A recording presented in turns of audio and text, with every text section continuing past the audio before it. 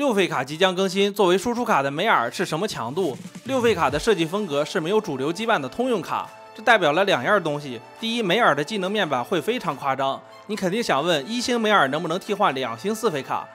第二，梅尔的强度提升手段只有3件装备格子，要么做装备，要么带转职。你肯定想问转职会不会比普通装备更强？这期视频我们就聊这2个问题。我们先来同步一下基础信息：1星梅尔基础血量1800血，只比2星蒙多1980血少一点。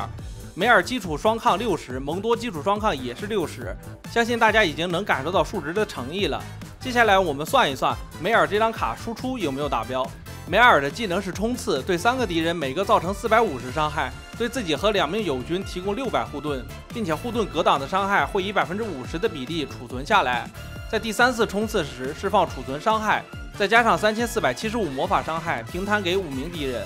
我们讲一下梅尔的伤害储存机制，为了测伤害数据，连测带算用了3个小时，不耽误大家时间，直接说结论：护盾只能持续4秒钟，不被打碎就直接消失，不计入伤害储存。600护盾被打碎，并不是只储存300伤害，而是600护盾对应的等效生命值。假设英雄100双抗，那就是1200等效生命值，储存600伤害。这就意味着哨兵这种坦克羁绊能放大梅尔的伤害强度。技能机制说清楚了，我们再来看技能数值。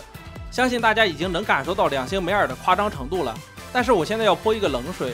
，2星6费卡强不代表1星6费卡强，因为2星梅尔的数值是1星梅尔的2.5倍，而正常的4费卡，比如2星佐伊，数值只是1星佐伊的1.5倍。我们用数据图展示一下它们之间的差距。假设挨打的木桩固定双抗80，2星梅尔20秒能打出18000左右输出，1星梅尔的数值就只能打出8000左右的输出。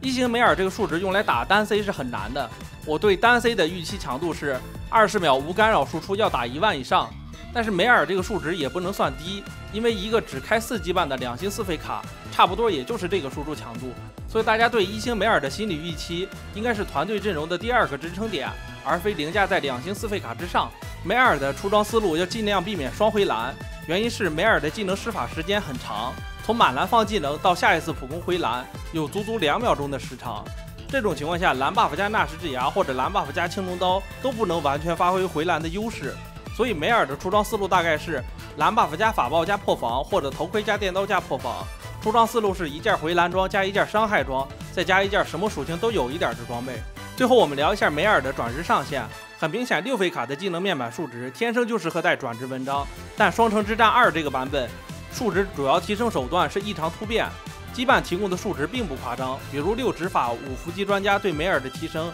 也只是和普通装备提升幅度相当，没有转职的玩家也不用觉得吃亏，把装备补齐，强度水平是差不多的。综合下来看，设计师对梅尔的平衡设计还是比较精准的，没有表现出很强的倾向性，对大多数玩家基本也是公平的。维克多的选题正在做，关注云顶风向标，我们下期视频再见。